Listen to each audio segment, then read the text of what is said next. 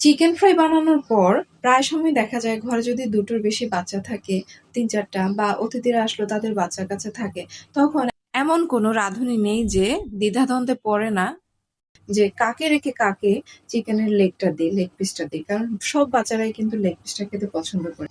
একটু বুদ্ধি খাটিয়ে করলে এই সমস্যা থেকে সহজেই পরিত্রাণ পাওয়া যায়। তাই আজ সহজভাবে আপনাদেরকে দেখিয়েছি ২ টা কেন ৪ টা, ৬ টা, ১০ টা যা খুশি মন চাবে তত খুশি বানাবেন আপনারা সেই সংখ্যাটা তো আমি যেকোনো চিকেন হলেই চলবে এরকম আমি ২ টো লেগ পিস নিয়েছি আর বুকের এক অংশটা নিয়েছি।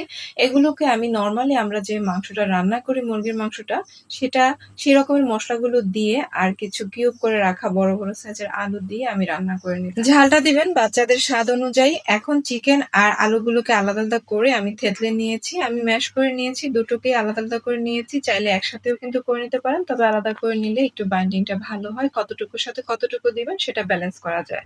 তো আমি এখানে যতটুকু আলুর ভর্তাটা নিয়েছি ততটুকুই কিন্তু মাংসটা যে ম্যাশ করে নিয়েছিলাম সে পরিমাণেই নিয়েছি। সামান্য একটু ১৯-২০ হলে কোনো সমস্যা নেই, তবে সমান সমান হলে বাইন্ডিংটা ভালো হয়। আমি কিন্তু বুঝতেই পারছেন রান্নার সময় কয়েকটা মুরগির পা দিয়ে দিয়েছিলাম যাতে করে আমি সবগুলোকে লেগ পিসের শেপ দিতে।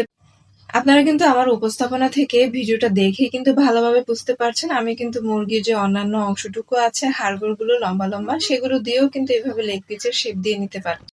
সবগুলোর সাথে তো দেখলেনই, সামান্য একটু কাঁচামরিচ, সামান্য একটু ধনেপাতা আর স্বাদ অনুযায়ী একটু পেঁয়াজ কুচি দিয়ে সবগুলোকে ম্যাশ করে এভাবে একটা বাইন্ডিং তৈরি করে তারপর হাড়ের মধ্যে ঢুকিয়ে এভাবে যত খুশি যত সংখ্যক আপনাদের মন চায় ততটা এভাবে বানিয়ে নিতে পারেন।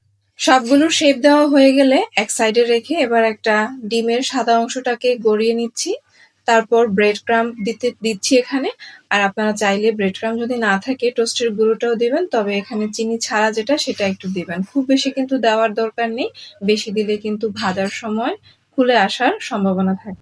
তো ব্রেড ক্রাম্বটা ব্যবহার করার সময় যদি দুজন না থাকে তাহলে একটা হাত অন্তত শুকনো রাখবেন আর একটা হাতে ডিমের মধ্যে গড়িয়ে নেবেন, তাহলেই কিন্তু বেশি আর ওয়াস্ট হবে না।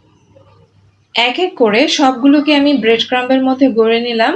ব্রেড ক্রাম্বটা দিলে একটু কালারটা দেখতে সুন্দর লাগে, আর যদি ব্রেড ক্রাম্ব না থাকে সেক্ষেত্রে টোস্টের গুঁড়োর সাথে হালকা একটু ফুড কালার ব্যবহার করলে হয়, তবে না করাটাই শ্রেয়। এবার একটা ফ্রাইং প্যান বা যেকোনো তেলের কড়াইয়ের মধ্যে অল্প পরিমাণ তেল দিয়ে তেলটা মোটামুটি গরম হয়ে এলে খুব বেশি হাই হিটে কিন্তু তেলটা গরম করবেন না বা বেশি হাই হিট অবস্থায় এগুলোকে দিবেন না, তাহলে কিন্তু দেওয়ার সাথে সাথেই পুড়ে যাবে চারপাশ থেকে। লেগ পিসের সম্পূর্ণ অংশটাই যেহেতু আগে থেকে রান্না করা তাই এগুলো অল্প হিটে বা মিডিয়াম হিটে অল্প কতক্ষণ এইপিট ওইপিট নেড়ে উঠিয়ে নিলেই কিন্তু মোটামুটি খাওয়ার উপযোগী হয়ে যাবে। দেখলেন তো দর্শকগণ কত সহজে একটা মুরগির ২ টো পা থেকে বা লেগ পিস থেকে আমি কতগুলো লেগ পিস তৈরি করে ফেললাম।